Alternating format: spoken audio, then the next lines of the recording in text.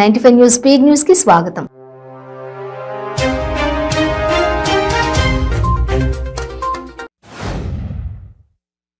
ఢిల్లీ మద్యం కుంభకోణం కేసులో తన కూతురు ఎమ్మెల్సీ కవితకు ఎన్ఫోర్స్మెంట్ డైరెక్టరేట్ నోటీసులు జారీ చేయడంపై బీఆర్ఎస్ అధినేత ముఖ్యమంత్రి కేసీఆర్ తొలిసారిగా స్పందించారు.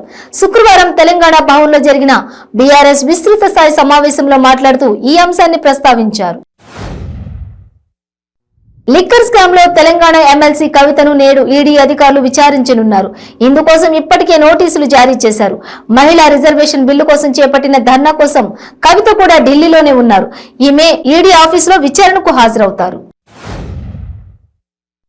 ఆంధ్రప్రదేశ్ మాజీ మంత్రి వైసీపీ నేత వైఎస్ వివేకానంద రెడ్డి హత్య కేసు విచారణలో సిబిఐ వేగం పెంచింది. ఇప్పటి వరకు అవినాష్ రెడ్డిని వివరించిన ఆడియో వీడియోలు సోమవారం కోర్టు ముందు ఉంచాలని సిబిఐని హైకోర్టు ఆదేశించింది. అప్పటి వరకు అవినాష్ రెడ్డిని అరెస్ట్ చేయవద్దని ఆదేశాలు జారీ చేసింది. టీపీసీసీ రథసారథి యనమల రేవంత్ రెడ్డి హాత్ సే హాత్ జోడో అభియాన్ యాత్రలో భాగంగా ముత్యంపేట నిజాం షుగర్ ఫ్యాక్టరీ సందర్శించనున్న సందర్భంగా ఈ యాత్రను విజయవంతం చేయడానికి కార్మికులు, కర్షకులు, పార్టీ నాయకులు, కార్యకర్తలు, అన్ని వర్గాల ప్రజలు భారీ సంఖ్యలో పాల్గొని విజయవంతం చేయాలని కొమ్మిరెడ్డి కరంచంద్ పిలుపునిచ్చారు. DJ Tillu cinema heroine Neha Shetty Jagtial జిల్లా కోరుట్లలో సందడి చేశారు. కోరుట్ల పట్టణంలోని నూతన వస్త్ర దుకాణం కిసాన్ ఫ్యాషన్ మాల్ ను ప్రారంభించి జ్యోతి ప్రజ్వలన చేసి ప్రత్యేక పూజలు చేశారు. ములుగు జిల్లా భారత జాగృతి జిల్లా అధ్యక్షులు డాక్టర్ పోరిక రవీందర్ ఆధ్వర్యంలో జాగృతి జన చైతన్య కళాయాత్రని ఘట్టమ్మ దర్శనం అనంతరం ప్రారంభించడం జరిగింది. 70 ఏజెన్సీ గ్రామాల్లో ఈ కళాయాత్ర నిర్వహించబడునని తెలిపారు. కోరుట్ల నియోజకవర్గంలో రేపు పీసీసీ ప్రెసిడెంట్ రేవంత్ రెడ్డి హాత్ సే హాత్ జోడో యాత్రలో భాగంగా కోరుట్ల నియోజకవర్గంలో పర్యటిస్తున్నారని రాష్ట్ర కాంగ్రెస్ నాయకులు కాట్పల్లి శ్రీనివాసరెడ్డి అన్నారు. బీజేపీ రాష్ట్ర కిసాన్ మోర్చా అధ్యక్షులు పిలుపు మేరకు జగిత్యాల జిల్లా మెట్పల్లి తహసీల్దార్ కార్యాలయం ఎదుట బీజేపీ కిసాన్ మోర్చా ఆధ్వర్యంలో వడ్లు కొను లేదా గద్దె దిగు అనే నినాదంతో టీఆర్ఎస్ ప్రభుత్వాన్ని డిమాండ్ చేస్తూ రైతు దీక్ష చేపట్టింది.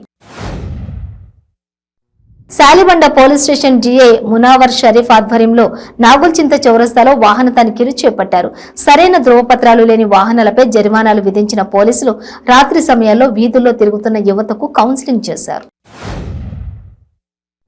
రంగారెడ్డి జిల్లా షాద్ నగర్ పట్టణంలోని పరిగి రోడ్లో చందన బ్రదర్స్ షాపింగ్ మాల్ 60వ బ్రాంచ్ ను స్థానిక ఎమ్మెల్యే అంజయ్య యాదవ్ తో కలిసి హీరోయిన్ హనీ రోజ్ ప్రారంభించారు.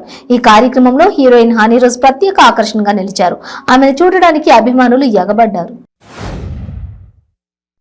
షాద్ నగర్ పట్టణంలోని మండల పరిషత్ కార్యాలయం షాపింగ్ కాంప్లెక్స్ ఎదురుగా రోడ్డుపై నిలబెట్టిన ఆటోలో ఒక్కసారిగా మంటలు చెలరేగి కాలి బూడిదైంది.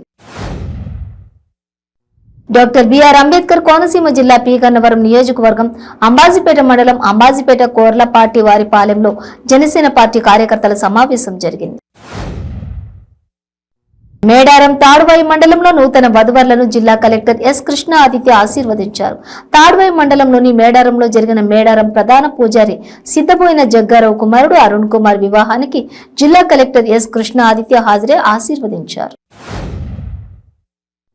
గజ్వేల్ నియోజకవర్గంలో శ్రీగిరిపల్లి గ్రామంలోని శివాజీ యూత్ అసోసియేషన్ తిమ్మక్కపల్లి ప్రకాష్ గౌడ్ జన్మదిన వేడుకల్లో Chimireddy BRS party president Balaraju, Yakaladev Kanakaiah, youth president Pandavula Venkatesh, Mothe Bhanu తదితరులు పాల్గొన్నారు. నూతనంగా నిర్మిస్తున్న సచివాలయ నిర్మాణ పనులను సీఎం కేసీఆర్ పరిశీలించారు. కాంట్రాక్టర్లతో మాట్లాడి పనుల వివరాలను తెలుసుకున్నారు. వైఎస్ వివేక హత్య కేసును సిబిఐ కోర్టు నెల 31కి వాయిదా వేసింది. ఈ కేసులో విచారణకు జ్యుడిషియల్ ఖైదీలుగా ఉన్న సునీల్ యాదవ్, ఉమాశంకర్ రెడ్డి, దేవిరెడ్డి శివశంకర్ రెడ్డితో పాటు గంగిరెడ్డి, దస్తగిరి హాజరయ్యారు. భారీ బందోబస్తు నడుమ వీరిని కోర్టుకు తీసుకొచ్చారు. సంగారెడ్డి జిల్లా ఆదిబట్ల కొంగల కలాన్లో ఓ యువతి అనుమానాస్పద స్థితిలో చెట్టుకు ఉరేసుకుని మృతి చెందింది. ఆత్మహత్య కాదు, హత్య చేసి ఆత్మహత్యగా చిత్రీకరించారని మృతురాలి బంధువులు ఆందోళనకు దిగారు. ఇరిగేషన్ ప్రాజెక్టుల పనులపై శ్వేతపత్రం విడుదల చేయాలని టీడీపీ మాజీ మంత్రి దేవినేని ఉమా డిమాండ్ చేశారు. దొంగ ఓట్ల పరిస్థితిపై వైసీపీ తీసుకువచ్చిందని, పాల రైతులను ఎవరు దోచుకున్నారని లోకేష్ పాదయాత్ర వైసీపీలో వణుకు పుట్టిస్తోందన్నారు. గుంటూరు జిల్లా పొన్నూరులో ఐజీసీసీ ప్రయాణిస్తున్న కారు బోల్తా పడింది. నిడ్డుప్రోలు ఇంటూరు మధ్య కారు కాలువలోకి దూసుకెళ్లింది. కారులో 4 ప్రయాణిస్తుండగా వారిలో 2కి గాయాలయ్యాయి. పొన్నూరులోని ఓ ప్రైవేట్ హాస్పిటల్కు తరలించి చికిత్స అందిస్తున్నారు. మంత్రి రోజా ప్రజలను గాలికి వదిలేసిందని గాలి భానుప్రకాష్ విమర్శించారు. తిరుపతి జిల్లా పుత్తూరులో ఆయన మీడియాతో మాట్లాడారు. ప్రజలకు ప్రభుత్వం చేయవలసిన సంక్షేమ కార్యక్రమాలు ప్రభుత్వం చేయాలని, ట్రస్ట్ ద్వారా చేయటం తాము సమర్థించమని అన్నారు. ఉద్యోగ ఉపాధ్యాయులపై వైసీపీ ప్రభుత్వ వేధింపులు ఆపాలని, సిపిఎస్ రద్దు చేయాలని వామపక్ష పార్టీలు డిమాండ్ చేస్తున్నాయి.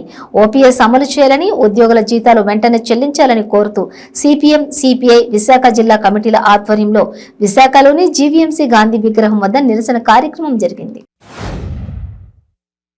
వైసీపీ ప్రభుత్వ హయాంలో ముస్లింలకు చేసింది ఏమీ లేదని మైనార్టీ హక్కుల పరిరక్షణ సమితి లీగల్ టీం రాష్ట్ర ప్రధాన కార్యదర్శి అబ్దుల్ సలీం అన్నారు. గత ప్రభుత్వ హయాంలోనే మైనారిటీలకు పథకాలు అమలు జరిగాయని అన్నారు.